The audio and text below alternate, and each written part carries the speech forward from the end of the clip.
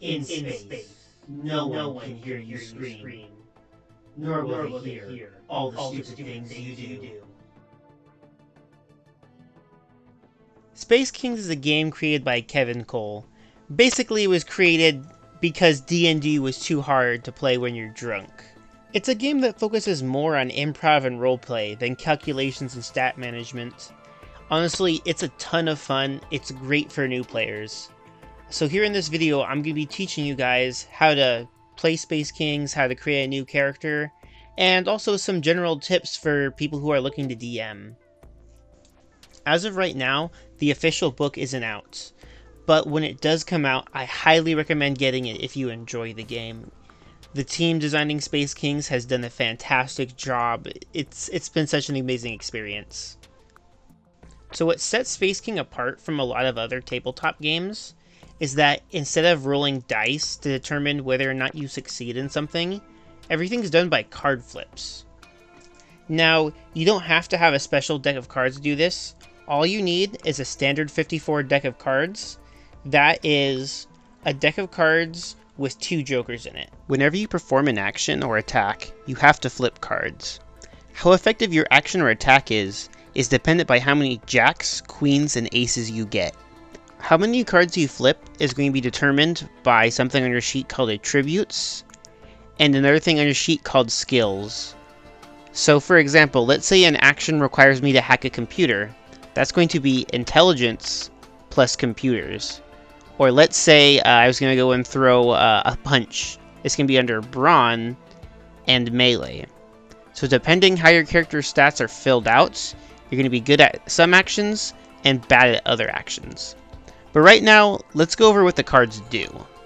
2 through 10 is pointless. They're called failures. They do nothing.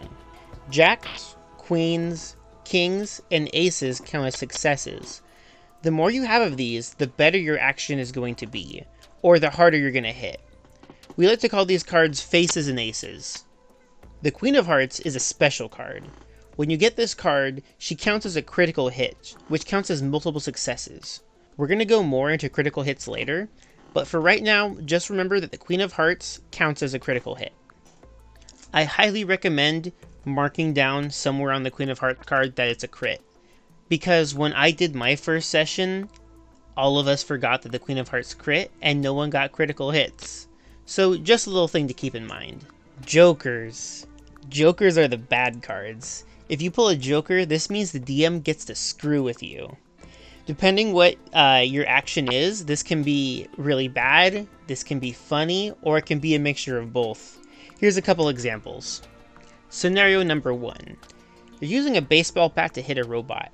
You get 2 successes and a joker. Upon hitting the cold metal shell, your bat snaps in half and breaks. Your bat is gone.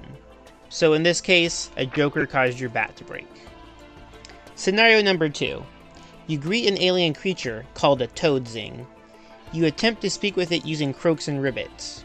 You get no successes and a joker. It turns out that you just insulted his grandmother. So in this situation, the joker causes miscommunication. And that's really all there is to say about the type of cards you'll pull. Just remember, faces and aces are good, jokers are bad, and Queen of Hearts crit. So right here we have the Space Kings character sheet. This is the digital version. What's cool about this one here is that it's interactive. I push these buttons, boop, boop, and it actually will bubble it in for me. So we're going to go through this entire sheet. We're going to start from the top, work our way down to the bottom. So right here, this is my character Rick Hickory.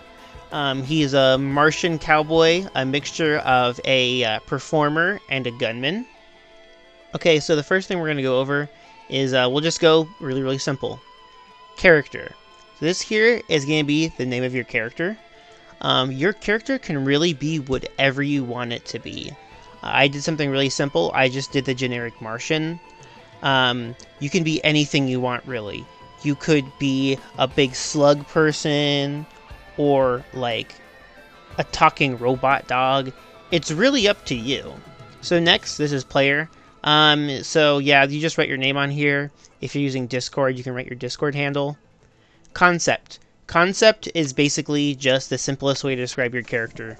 So Rick Hickory He is a Martian cowboy. You can kind of get the gist of who he is just from concept. So next we're going to go over attributes. Attributes are one of the main things that determine your character stats.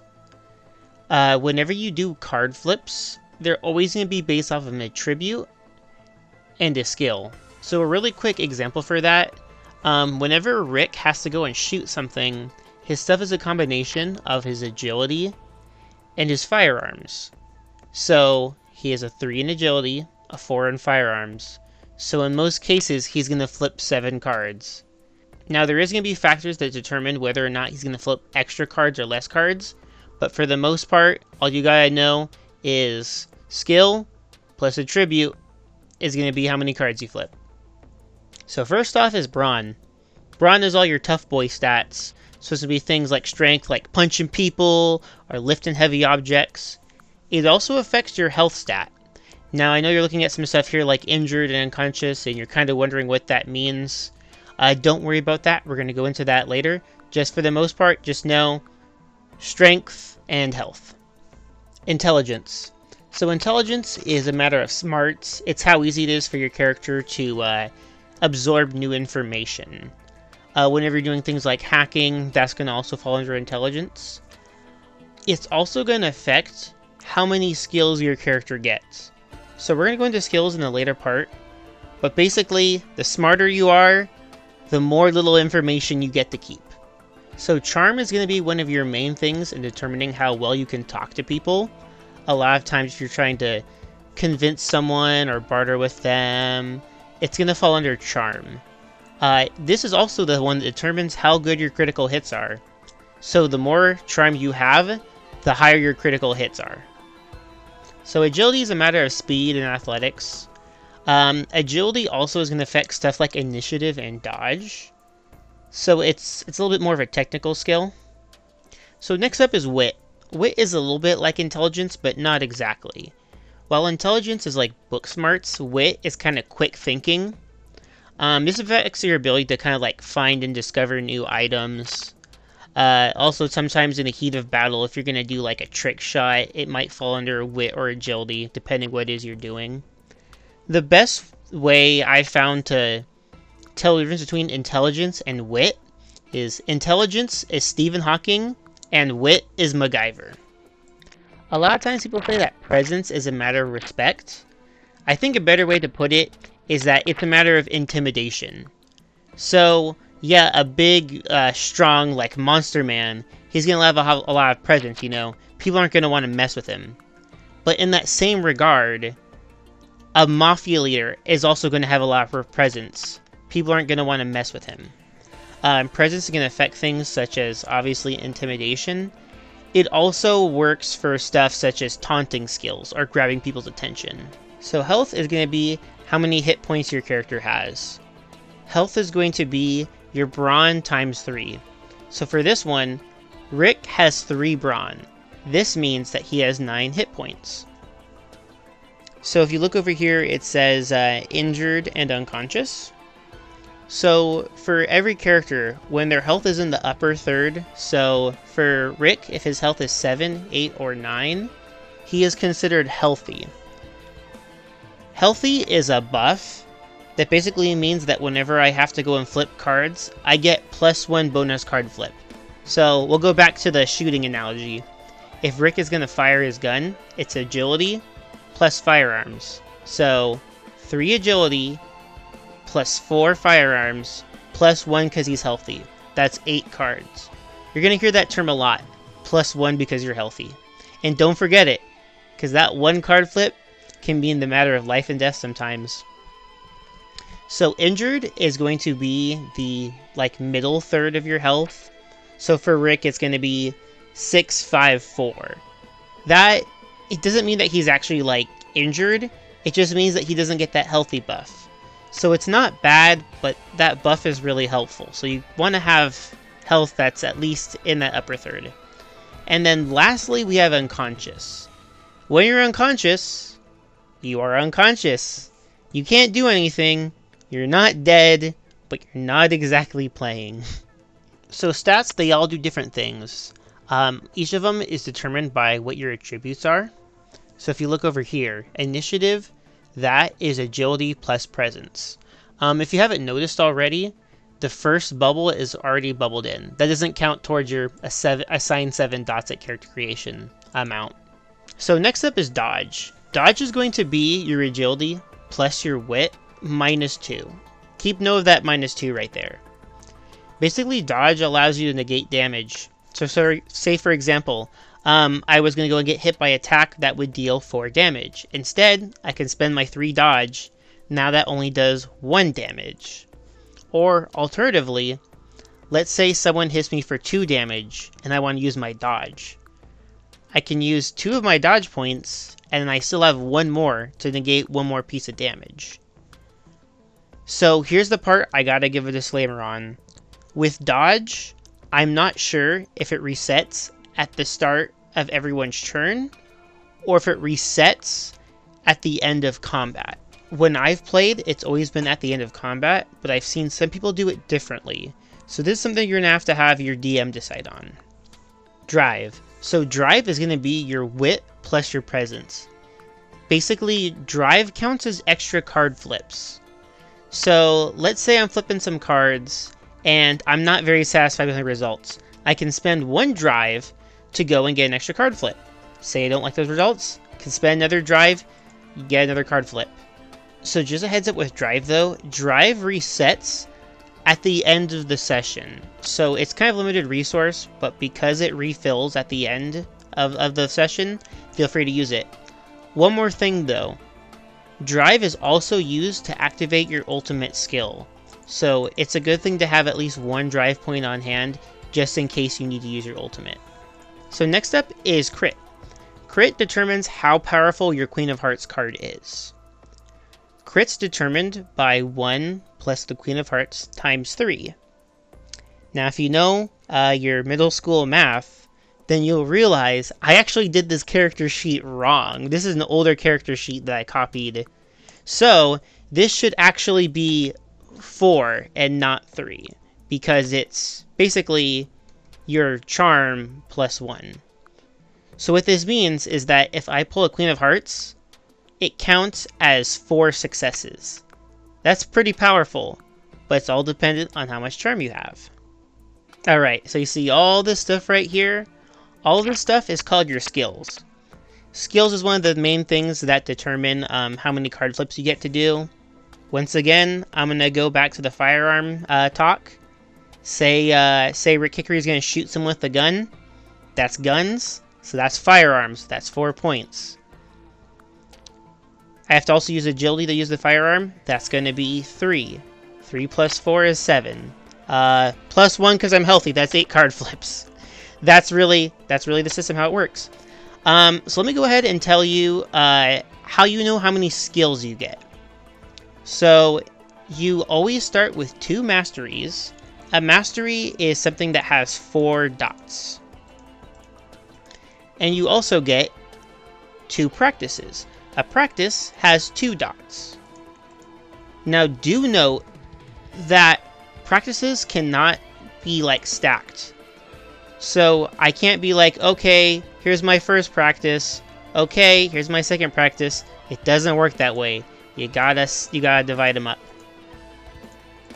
But if you look over here, this says practices 2 plus intelligence. So this means that depending how much intelligence you have, you're going to have extra practices. So in Rick's case, he only gets 1 extra practice.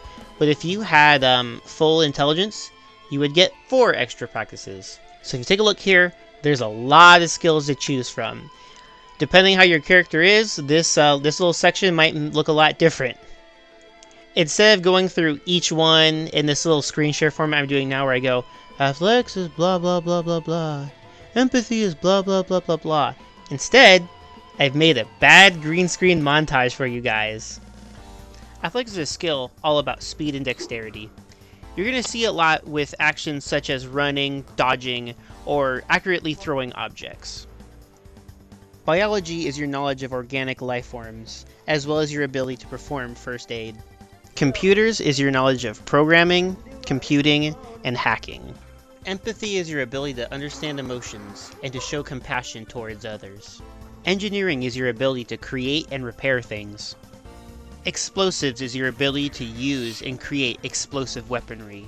This can also apply to explosive-related knowledge, such as bomb defusal. Firearms is your ability to effectively use guns. This can range anything from cowboy revolvers, to laser pistols, to the turrets mounted on your ships. Investigation is the awareness of your surroundings, and your ability to find hidden objects. Lying is the ability to lie and deceive people. Melee determines your strength with unarmed attacks and melee weapons. Perform is your ability in the arts, such as singing, dancing, and painting. Now, this is show business. Persuasion is your ability to convince people, barter with them, or maybe even seduce them. Piloting is used for controlling and navigating your spaceship, but it can also apply to other vehicles, such as motorcycles, limousines, and even horses. Sneaking is for you stealth-related players out there. It involves hiding, pickpocketing, and sneaking around. Spacewise is like Street Smarts, but in space. It's your ability to know the local area, as well as to communicate with the locals, and this can range anything from police officers to your common street trash. Survival is your man versus wild skills. This can range from things such as starting a fire, cooking up a meal, or skinning an animal. It also relates to poison resistance. Telekinesis is your ability to pick up and move objects using your mind. Telepathy is your ability to read thoughts and to communicate with people using your mind. So getting back on track, you get two ultimate abilities. You get one that's going to be based off of your attribute, and one that's going to be based off a skill. So the difference between these two is that the attribute is a lingering effect, which you don't need any drive to activate. It's always going to be on with you. So for example, Desperado makes it so that the Ace of Spades crits, but the Queen of Diamonds counts as a joker. Something like this, I don't need to activate. It's always going to be around for Rick. Next up is your skill-based ultimate. Now this one is more like a traditional ultimate ability. Greatest Show on Earth, he does like a bunch of crazy tricks and stuff like that, and he grabs everyone's attention. It's like a distraction skill.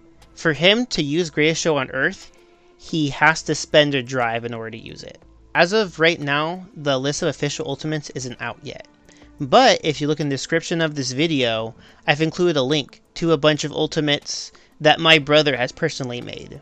Like we said, not everything is 100% balanced yet, but I think a lot of them are really fun, so definitely check it out. Alright, so next up is going to be your inventory. Inventory is what your character has in their pockets, or their backpack, or their weird alien orifices that they use for storing things in. This sheet right here is going to always be changing, because you're going to be finding new items, you're going to be breaking your items, you're going to be passing your items to your buddy. Normally though, when you have a character sheet like this, you should probably write what they do. So in this case, like when we play, a revolver would give me +1 to firearms when I'm using it. The effects are determined by your DM though, by the way, so if you're a new player, don't be writing stats for your weapons. But also if you're a new player, just a heads up. Let's say this is a new character sheet, just because I wrote that he starts with like a revolver and a lasso, it doesn't mean that he's guaranteed to start with those. For example, when I first played Rick, he was a prisoner, so obviously prisoner's not going to have his revolver, he's not going to have his lasso, but he did get to keep his beef jerky, so that was pretty cool. So next up is your non-useful items. Non-useful items are going to be things like, oh hey, I found an old can of beans. Oh hey, I found a funny looking stick. Stuff like that where you could probably use it to craft things, or maybe just for like chucking at someone's head. But for the most part, yeah, they're pretty non-useful. Over here where it says resources, to be completely honest with you, I have no clue what this is for. Alright, we're almost done with the character sheet discussion. We have 2 more things to go over. Next up is hero points. Hero points are like a special little power-up that you get at the end of every session. Whenever you get a hero point, you can spend it like Drive to get +2 to a card flip. However, unlike Drive, you can't use multiple hero points in a row. How you get hero points is totally up to the DM. In normal Space Kings rules, at the end of a session, the DM would give hero points to a player. Sometimes it's people like nominate people to get hero points. For example, let's say there's 4 of you. They go, oh, Rick was my hero. I really liked it when he shot that guy so hard that the bullet went through his head and hit the other guy in the head. That really saved our butts. He's my hero. And then Rick would get +1 hero points. And the other guy goes, I agree. I really liked it when he did that dance to distract the prison guard. And then boom, I get another hero point. I can't give hero points to myself though, so I still have to nominate someone else. That's one way to do it. Alternatively, we've had sessions where we call the hero system and the junior hero system, where say we have more characters and we don't want to give out too many hero points. The DM will say, okay, so Space Kid, you did a really good job. You get 2 hero points. Rick, you did a good job. I'm going to give you 1. And then other person, you also did a good job. I'm going to give you a hero point as well. This is totally up to the DM. They can do whatever they want. It's fun. It's like bonus stars with Mario. There's one more thing we haven't gone over. Up in this little corner right here, this is the anti-joker. What the anti-joker lets you do is say you're in a card flip and you get a joker. The anti-joker can be used to negate the joker card. And this works on anyone's turn. It doesn't have to be for yourself.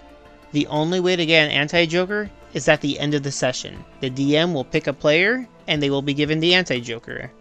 Alternatively, it can work like hero points where someone can be nominated to get it. It's all just up to how the DM wants to play. But that is the character sheet. I hope it wasn't too complicated. Once you get the hang of it, it goes by really quick and it's a fun system, to be honest. So one more rule I forgot to mention, because I'm not 100% sure if this is in the normal game or not, is that say you have to flip 7 cards, you don't have to flip 7 cards. Say you flip 4 and you're happy with your result, you can stop right there. The reason why I'm including this at the end is because I'm not 100% sure if this is an actual rule in the game or not. Well everyone, that is how you play Space Kings. I know this was a long video. I did not expect this to be like 22 minutes long when I was making this. But thank you for sticking around. I really hope you guys give Space Kings a try, and if you do, let me know. I'd love to hear how your guys' experience is. For anyone that's just looking to play the game, consider this class dismissed. For those who are DMs that want to learn a little bit more, then I have a few extra tips for you guys. So tip number 1, make sure you have a notebook or a Google Doc so that you can keep notes. And keep notes of everything, whether it's your story plots, random little tidbits of information you find about the character, or NPCs that you briefly introduce. Reincorporation is super fun. Your team will be surprised if there's like a minor NPC in one scene, and they come back later to have a bigger role. Tip number 2. If you want to have a little bit more fun in combat, try creating 2 card decks, one for enemies and one for allies. This means that instead of only having 2 jokers and 1 crit, shared between both of those sides, now your allies have a chance of getting jokers, and your enemies have a chance of getting jokers, and they can both crit. Number 3, as with any tabletop RPG, make sure that you have a stat list for a bunch of different NPCs and enemies. Ranging from thugs, police officers, robots, wildlife. That way you're ready to just pull them out whenever you need to have a fight going on. Tip number 4, bring music. If you're on Discord, you can try and play around with bots like Rhythm. Or if you're in person, just whip out a Bluetooth speaker.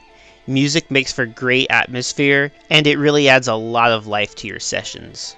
Tip number 5, if you're a DM, get ready to make adjustments on the fly.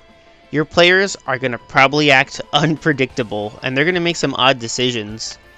You're going to have some people that you thought you wanted to kill off are going to stay alive, people that you want to live might die, or they might just accidentally stray away from the plot. You really don't know what's going to happen.